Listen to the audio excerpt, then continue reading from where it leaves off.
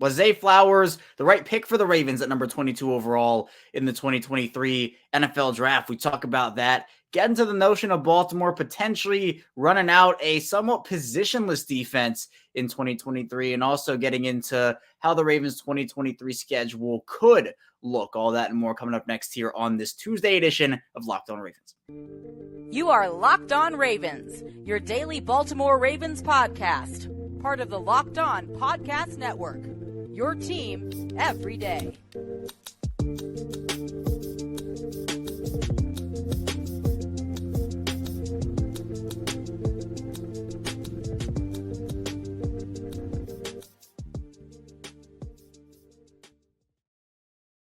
Welcome in here to another edition of Locked On Ravens, your daily Baltimore Ravens podcast. I am your host, Kevin Oestreicher of Ravens Wire, and we're here as always on the Locked On Podcast Network. Your team every day. Thank you so much for being here with us on this Taco Tuesday, making us your first listen each and every day. Whether you are an everyday, you're listening to the show every single day, or it's your first time coming into the channel or the show, or even if you're back after a long hiatus, thank you for tuning in today. Free and available, all podcasting platforms, including over in video form or on YouTube. It is free. You can subscribe for free, both in video form and in audio form. And this episode of Locked On Ravens is sponsored by BetterHelp. BetterHelp connects you with licensed therapists who can take you on the journey of self-discovery from wherever you are. Visit BetterHelp.com/LockedOn today. Take 10% off of your first month. And since we are the Daily Ravens podcast here, we bring you Daily Ravens content 5 days a week, Monday through Friday, 6 a.m. Eastern time. And if you have a friend or a family member too who's a Ravens fan or wants a Ravens perspective, maybe he's a rival like a Steelers fan or a Bengals fan, but wants the rival perspective, be sure to throw them over here our way on Locked On Ravens. And we're back here. It is a Taco Tuesday, and there's a lot to dive into as always on this show. And I wanted to talk about, obviously the draft ended about a week and a half ago. The Ravens taking Zay Flowers at 22. And I know that, look, a lot of people were happy with the pick, myself included. But was he the right pick? We're going to talk about that in the first segment here today, a very interesting conversation. Then in the second segment, I do want to kind of shift over to almost this like positionless defense. I don't even want to call it a fad, because it feels like it's almost in now. Like NFL teams are starting to do this with their players, this positionless. It's like defense, like the positionless defense is where it, I think, originated. But even like positionless offenses too, I think we might be starting to see a little bit. So we'll get into that and like how Baltimore could be almost somewhat building some sort of roster along those lines in the second segment with the players that they have. And then finally, the NFL schedule set to release Thursday at 8 p.m. Eastern time. So we'll be talking about that throughout the course of the rest of the week here. But I want to kind of talk about the Ravens' opponents a little bit, kind of review who they're set to play here, and a little bit of predictions in terms of what the schedule could look like in terms of primetime games, where these teams can be scheduled out over the course of a full 18-week season. So plenty to dive into on the show. Let's first start off here with Zay Flowers, though. Ravens first-round pick, number 22 overall. Someone who, I don't know, there were all these rumors surrounding Zay Flowers. I mean, there are always these like, oh, how true are these rumors before the draft? A lot of people said, oh, Zay Flowers could go like at 14 to the Patriots, or he's the top receiver on people's boards. And look, I think Baltimore made it clear that, yeah, he was our top guy. Now, how true is that? I know some people thought, yeah, I don't know how true that is. Jackson Smith-Njigba was the guy there. But when you're talking about was Zay Flowers the right pick, I think there are a couple of factors, in fact, multiple, that you have to take into account. First of all, you have to just realize who was on the board there. We're not talking was Zay Flowers the right pick at 18 or at 14. The Ravens didn't trade up. They didn't trade back. They stood pat and made their selection. So obviously we're not talking about Jackson Smith-Njigba or Christian Gonzalez, who fell very far to New England at 17. That doesn't factor into the equation. It's the guys at 22 and later, in my opinion. You also have to factor in positional need. Where was wide receiver on that list? Where was corner on that list, and a couple others as well. Then the type of player Zay Flowers is. Is this a player that fits their system, fits what they're looking for at the position? Does he give them something different? Is he redundant with a certain player? So there are all these kind of checkpoints and thresholds and kind of markers you look at when you're talking about, oh, well, was this player the best pick or the right pick? And obviously, we're not going to know that. Like, we're not going to know the answer to that question. Who's a bust? Who's a star? Who is a steal? You can always talk about it, but in hindsight, we're not going to know that until a couple years down, more than a couple years, honestly, down the line. But so based off of just what we have now, very early, like, oh, was he the right pick? But I think it's an interesting conversation to have just based off of the narrative surrounding what the Ravens should have done, who Zay Flowers is. Now, Zay Flowers coming out of Boston College ended up being he turned into a very solid player. He increased his productivity in college. We saw that in the Boston College offense and ended up having his best career year in 2022 there in college. He brings you that inside-outside versatility, which is a teaser for the second segment. It all goes hand in hand. He has the athleticism, but he's not this huge, he's not a huge player. He's only standing around 5'10", about 170, 180 so pounds. The drops are there too. But when you look at him, you see the electricity. You see him as a 3-level threat. So obviously short game, intermediate game, deep passing game as well. In the open field, he is just a nightmare for opposing defenses to bring down. And for him, he's someone who plays bigger than his size, someone who can go up and get the football, even though he's not a 6'4" player. He goes up there and gets that football like he's 6'4". So you look at him and I think, the Ravens want that scrappy type of receiver. I think they would benefit from having a guy who's 6'4" on their roster. Dante Demas fits that mold. It's not Zay Flowers. Quentin Johnston, who was that big body, size, speed, athleticism, but there were a lot of questions about him. He went 21, so take him out of the equation as well here. The only two first round wideouts, there were the big four, honestly, is what people called them: Jackson Smith-Njigba, Johnston, Flowers, and Jordan Addison. The pick was between Zay Flowers and Jordan Addison, and you can kind of go back and forth. I was very close on those two players. My prediction was the Ravens took Jordan Addison. That was what I officially mocked them in our network mock draft and my final prediction. I like Zay Flowers a bit more just based off the explosiveness. I think Jordan Addison brings things to the table, at least, or he's better at things than Zay Flowers is in some aspects. But I think that when you're talking about the player that Zay Flowers is, I understand why the Ravens went out there and took him. Now, in terms of who was available on the board, Jordan Addison went right after Minnesota at 23. Deonte Banks went to the New York Giants at 24. That's a player I would have considered at 22. Dalton Kincaid, the tight end, went to Buffalo at 25. Mazi Smith, the defensive lineman, went at 26 to Dallas. Anton Harrison, 27 to Jacksonville. Miles Murphy, 28 to Cincinnati. Brian Brzee, 29 to New Orleans. 30, Nolan Smith from Philadelphia. Well, he went to Philadelphia from Georgia. And then you have Felix Anudike-Uzomah going to Kansas City at 31. Then, you can look at the early second round. Joey Porter Jr., who I would have considered at 22 as well, goes with the first pick in the second round at 32. Will Levis at 33, et cetera, et cetera. A run on tight ends. But I don't know. In terms of who I would have considered at 22 who was there based off of the next 10 or 15 picks after, Flowers, I would have taken. Jordan Addison, I would have taken. Deonte Banks, I would have taken. I would have taken a player like Miles Murphy, maybe if the Ravens were, edge to me was on the second tier, corner and wide receiver were my first tier needs for them. Edge was more of a second tier need for them. So Felix Anudike-Uzomah was on that list. Joey Porter Jr. was a guy I would have absolutely taken there. But to me, it's that big four: Flowers, Addison, Banks, and Porter Jr. are the four guys who I would have said, 100% turn that card in. Super happy with that pick. I like the Zay Flowers pick. I think him and Odell and Rashad Bateman, they can play off of each other well. It's going to be a nightmare to guard these guys, especially not even, that's not even factoring in Mark Andrews, J.K. Dobbins, Isaiah Likely, Gus Edwards, etc.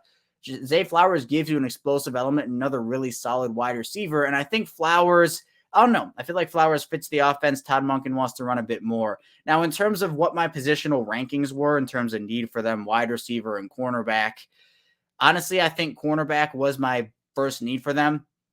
You look at what they had at wide receiver before the draft. It was Odell and Rashad Bateman, Devin Duvernay, Nelson Aguilar. At corner, it was Marlon Humphrey and not a lot else. I mean, it was Trayvon Mullen, Jalen Armour Davis, Pepe Williams, Brandon Stevens, who now is going to play more safety after rookie minicamp, John Harbaugh said.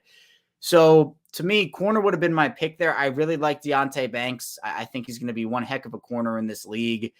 But it just didn't seem like the Ravens liked the corner class. And I think Zay Flowers, when you're talking about home run picks, I think Zay Flowers has a very safe floor and a very high ceiling. I don't think Zay Flowers has bust potential. Is he too small to play in the NFL? Can he handle NFL contact? How is he going to get? He can get off of defenders. He can shake guys. He can work his way open. He can create separation. I think Zay Flowers has somewhat low bust potential. And I think the ceiling for him is a Pro Bowler. Like, I think he can be so good for them, especially because, it's not even like short term. It's not just, oh, well, the Ravens need a corner now or they need a wide receiver now. Let's also look at the long term. Odell Beckham on a 1-year deal right now. Nelson Aguilar on a 1-year deal. So while I still think corner was the more pressing need, it's not like wide receiver wasn't one. So they can go back and take a corner in next year's draft if they want to. And if they like Zay Flowers, the player, I think is very invested in Baltimore as well. I think that Zay Flowers was a selection for them that they're gonna not regret. I think they're gonna like the pick. So it's always, was he the selection? Was he the right pick for them? I think you can make the argument that he was. I mean, I think other players who could have earned that title were Addison, Banks, and Joey Porter Jr. Maybe I would have taken a Joey Porter Jr. over him, maybe a Deontay Banks, but it's like such a razor-thin margin where I'm very confident in saying that any of those 4 guys would have been successful on this Ravens team, whether it would be offense or defense. So was Zay Flowers the right pick for them? Again, it's probably too early to say, like, right off the bat, but I'll say, yeah, he was one of the right selections for them. I think those 4 guys, it couldn't go wrong if it was a player like a Mazzie Smith or a Kincaid or something like that, Anton Harrison. Nolan Smith was fine, but he wouldn't have been the right selection. I think Zay Flowers was one of those right selections that it could have been for the Ravens, and I'm happy with how it turned out for them at 22. But coming up in the second segment, we'll be diving into the positionless team aspect of things for Baltimore in terms of just where they could go with this roster they have right now, where players could play, both on offense and on defense. So be sure to stay tuned and to dive into on Locked On Ravens. But first, this show is sponsored by BetterHelp. And in terms of balancing how much time you spend on yourself versus how much time you spend on other people, it can be difficult. I mean, I know for me, it's very important to have time to myself, but also it's important to spend time with other people and on other people in order to help them as well. And it's so easy to get caught up in what everyone else is doing and what everyone else needs from you and never take a moment to think about what you need from yourself in terms of how much time you need to rest, to relax, to recenter yourself. But when we spend all this time giving, it can leave us feeling stretched thin and burned out. Well, therapy can give you the tools to find more balance in your life so you can keep supporting others without leaving yourself behind. And there are so many benefits to therapy, whether it's helping learning positive coping skills, how to set boundaries, or whether it's empowering you to become the best version of yourself. It isn't even just for those who've experienced major trauma as well. It is for everyone. And if you're thinking of starting therapy, give BetterHelp a try. It's entirely online, designed to be convenient, flexible, and suited to your schedule. Just fill out a brief questionnaire to get matched with a licensed therapist and switch therapists anytime for no additional charge. Find more balance with BetterHelp. Visit BetterHelp.com/lockedon today to get 10% off your first month. That's BetterHelp, HELP.com/lockedon. We return here to our second segment of Locked On Ravens. Kevin Ostraker, of course, still here with you and bringing you Locked On Ravens Taco Tuesday style here. Is just a couple days out from the NFL schedule release. We'll talk about what the Ravens schedule could look like, what I'd like to see from it in the final segment. But I do want to get into this notion of positionless teams, positionless defenses. I know is where that started. But the Ravens have truly, they love their versatility. We have seen that over the course of the last many years. Like, it's not just, oh, they started this last year. They've been on this for a while now. And they have really liked the ability to move guys around, see where they fit, and not necessarily pigeonhole one guy into a certain position. Now, there can be too much of that sometimes. Again, I talked about on yesterday's show how I think moving Brandon Stevens around so much, John Harbaugh saying he's going to be playing more safety this year, at least working there. Him coming in as a corner and then moving to safety and then going back to corner and then now going back to safety after already being a running back before that in college. It's just a lot of movement. And I just, so much movement is not great. But if you have the ability to kind of look at these guys' skill sets, like, for example, what the Ravens did with Chuck Clark, making him more of a dime linebacker, Kyle Hamilton coming in as a safety type player, but with the frame he has, he played a really good big nickel, big slot role for them. Obviously, you have guys on the defensive line who can kick outside, other guys who can kick inside as pass rushers.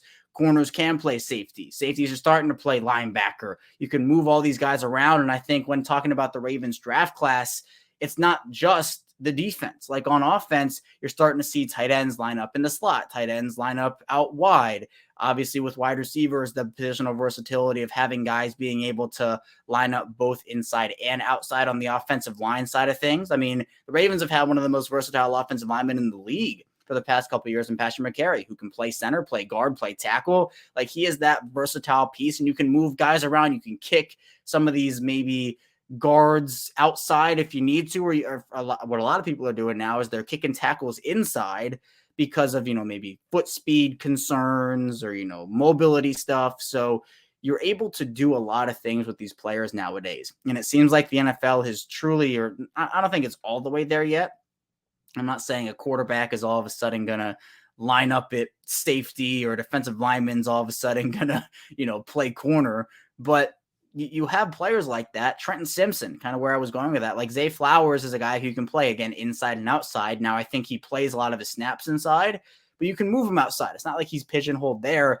On the defensive side of the things, Trenton Simpson, their third-round pick out of Clemson, literally like this do-it-all Swiss Army knife, who can play, obviously, a linebacker, but can play in the slot. He can play deep. He can play on the line. Like, he does all these things for this defense. Tyus Bowser is someone who, even like if it's not positional versatility, like Tyus Bowser is a good pass rusher and he's good in coverage. He gives you the versatility option. So where he's not necessarily, he's lining up as a pass rusher, but he drops. Like, the Ravens use their guys and drops. And it's the positional skill sets and the athletic skill sets, the athletic abilities that these players have.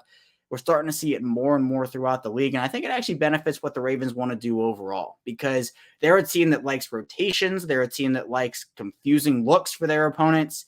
And the Ravens can do that, especially on defense, but even on the offensive side of the ball, where you're kind of like, they came out in a 4 wide receiver set with, a running back on the field. They're lining up in heavy personnel. Patrick Ricard is someone who's a versatile player, right? Is a fullback, but can line up in line. The Ravens had him run routes last year. I don't think that was the best thing to do with him, but he can do it, I guess. I don't know if that's going to be a thing moving forward with Todd Monken, but we're kind of seeing, at least for what the Ravens have, they've hired 2 new coordinators in 2 years. Mike Macdonald coming in last year for the defense and Todd Monken coming in this year for the offense. I think we're going to see this versatile schematic looks. And we saw it with Macdonald last year. Obviously, Don Martindale had some element of that when he was a member of the Ravens as their defensive coordinator. But it's just such an interesting concept to me because of what these players can do. And it's almost, a lot of players are doing it like across sports now. You have obviously like in the MLB, catchers are playing outfield and, first baseman are playing third. And like, that's been a thing in the NBA. Nikola Jokic, I'm a Nuggets guy. Nikola Jokic is the center, but he brings the ball up. So this versatility thing is nothing new, but it's just so interesting to me because of what the Ravens can do with these players and the success they have had with it. And now with them continuing to build this, I made the joke on Twitter during the draft when they took Trenton Simpson that, they'll have a fully positionless defense by like 2025 or something. Tavius Robinson, their 4th round pick, can move inside and out or outside. I think he's going to be an outside linebacker, but you can kick him inside because of his 6'6", 6'7" frame and the ability to do that. So I think Baltimore is going to rely on their versatility a lot this year. I think it's going to be very important for them. It's something we'll talk about throughout the rest of the offseason as we kind of move forward and what the Ravens can do with the roster. And they're not done adding, obviously. It doesn't seem like it, at least. So I think it's going to be a thing to monitor and see how much they lean into it, because they've done it for a while now, but is this going to be a much more versatile year from them? I'm excited to see if that's the case. Coming up in our final segment, the schedule coming out Thursday at 8 p.m. We'll be diving into what the Ravens schedule could look like, a reminder of who their opponents are, and more. So be sure to stay tuned and turn to dive into still coming up on Locked On Ravens. We return here, our final segment of Locked On Ravens. Kevin Oestreicher still talking with you here. Again, thank you so much for tuning in with us, making us your first listen each and every day. And be sure to subscribe both in video form or in audio form. It's the same show, so you're not missing out either way here. So if you're an Apple Podcast listener, a Spotify listener, Google Podcasts, etc., thank you so much for listening in audio form. And in video form, if you subscribe to the channel, turn notifications on, like the video, I really appreciate that too. So all the support's been amazing. And I'm excited to keep going here and talking about this team. And again, I started in 2019. And the reason I bring that up, I bring it up a lot, but the reason I'm bringing it up now is because for the Ravens schedule, they're scheduled to play the NFC West again this year, which is honestly so crazy to think about, because the last time they had that on their slate, it was 2019. And it's great. It's like, it's already been 4 years since then. Like that amazing run. They beat all 4 of those teams. And that was a good division that year. I mean, the Rams were great. The Seahawks, they were great with Russell Wilson, who Lamar Jackson edged out for MVP. The 49ers were amazing. The Cardinals were, the Cardinals were, but still, the Ravens went 4-0 in that stretch. And there was 2 West Coast trips for them. You know, obviously it's every time, but they went to CenturyLink Field to play the Seahawks, and then they end up going to SoFi to play the Rams, and they come out of there with a win, that 45-7 drubbing of Los Angeles on Monday Night Football. Marcus Peters, his first game is a Raven in Seattle, but now it's flipped. So the Ravens will travel to Arizona and San Francisco, while the Rams and the Seahawks will come to M&T Bank Stadium. So just a reminder who the total opponents are for them. At home, the Ravens will be playing the Lions, the Rams, the Seahawks, the Texans, the Colts, the Dolphins, the Bengals, the Browns, and the Steelers. And away, they'll be playing the 49ers, the Cardinals, the Jaguars, the Titans, the Chargers, the Bengals, the Browns, and the Steelers. So a very solid slate of opponents this year. I think the Ravens should get probably anywhere from 3 to 5 primetime games. Obviously, I think the most you can have is 5. There might have been a shift to that. I'm not sure. It might be different now. But if the max is 5, honestly, this might be a hot take, but I think Baltimore should be in contention with Lamar Jackson, with the way this offense is going to look. I think Baltimore should be, I believe, and we'll talk about this throughout the week, but I think Baltimore should be one of the NFL's primetime darlings this year. Like, I really do think that, because we saw the defense. I think the offense is going to catch up this year. Obviously, you're hoping for a healthy Lamar, but I don't know. If the Ravens had those, let's just say it's 5. If I had to pick 5 games that I'd want to see in primetime, definitely one against the Bengals. I'd like to see maybe the away game against the Bengals this year. The Ravens had it at home last year. So I think the Ravens and Bengals will get a primetime game. The Steelers and Ravens is always good football. It's always hard-nosed, AFC North physical. If the Ravens could get that game in primetime at home, I'd like that a lot. I think San Fran will be pretty interesting in primetime. You know, I know a lot of people are looking at maybe one of those NFC West teams. I think maybe if they travel to San Francisco and play the away game there, maybe, I don't know. I think the Dolphins game at home would be pretty cool to have. And then, I don't know, for the last one, there are a couple. Like, I think Tennessee with the rivalry could be really good for, like, the intrigue of that, with maybe a Sunday night or Monday night game. I think the Chargers could be a really good one. Herbert versus Lamar. Tua versus Lamar could be one as well. Detroit. I mean, Detroit's one of, they're like the new America's team, because it seems like everybody loves them. Now, their draft was a little interesting. I'll put it that way. But I think everybody loves Detroit. I think it'd be a really intriguing matchup. Another one, I think maybe the Colts. Like, maybe I know they were not good last year at all, but the Ravens and Colts played a really good primetime game against each other, where the Ravens won. They came all the way back. Lamar willed that team to a win. So maybe that one. I don't know. Another one I have is Jacksonville. So that 5th game, I'll say Jacksonville. I'll say Jacksonville. Jacksonville away. So 2 home games to me that I'd like in primetime. Pittsburgh and Miami. And then if it were to be 3 away in that case, San Francisco, Jacksonville, and Cincinnati. I think, to me, that'd be perfect. It'd be really cool. Now, realistically, how many are they going to get? I mean, the past 2 years, Lamar's been injured. They're probably only going to, I think that they had 3 last year, 4 last year. I can't remember exactly. It wasn't 5, I don't think. But yeah, the Ravens, at least to me, feel like a team that should have 4 or 5. Realistically, it'll probably be 3 or 4. In terms of how things could round out to end the year, would not be shocked if Baltimore plays Cleveland to end the season. They played Cincinnati last year, Pittsburgh 2 years ago. So I think Cleveland might be the game that they end with. It's always divisional stuff. So I think Baltimore will probably end with Cleveland. Maybe, we'll see. But then I think the end of season games. I think Arizona could potentially be a December game after it was a September game in 2019. I think a game like the Rams could be early on in the year. Now, I mentioned Jacksonville. And the interesting thing with that is the Ravens played Jacksonville abroad. All those years ago. A lot of people, including myself, just blocked it out of their minds. Don't want to remember that game. But there is a real shot the Ravens go play abroad this year, where it potentially could, mess with sleep schedule. Maybe the Ravens will go, they'll take a boat this time for real. John Harbaugh kind of joked about it when the Ravens went to play Jacksonville in London that they were going to take a boat, and it was their big April Fool's joke that offseason. But I don't know. The abroad experience is one that I love expanding the game. I think it's really good for just football in general, for the world. But the away games, like the abroad games, it's a lot because of the travel, because of the adjustments. And, when you're talking about like expanding the league to like a full-time team there, I know this is going off on a mini tangent, but I can't see it, because having these NFL teams, like 8 teams travel to, let's say it's London, travel to London, and then the London team has to travel to the US 9 or 8 times a year.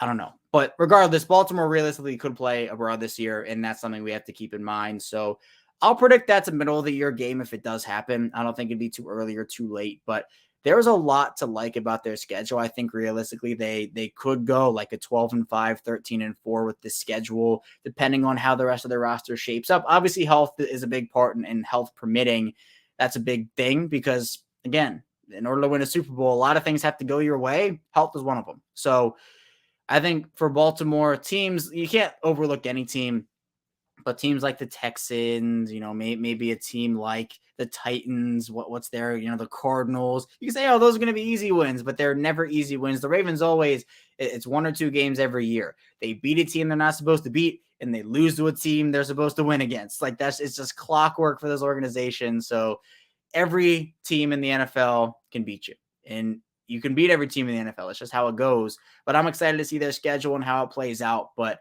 again, as we'll talk about throughout the rest of the week, I think there's a real shot that Baltimore gets a lot of primetime games here. I hope it's 4 or 5. Realistically, though, I feel like it might be 3 or 4. But that's all I have for you here today on Locked On Ravens. Thank you so much for tuning in today. I'm going to get back here tomorrow. More Ravens content here, so be sure to stay tuned, and I'll see you right back here tomorrow.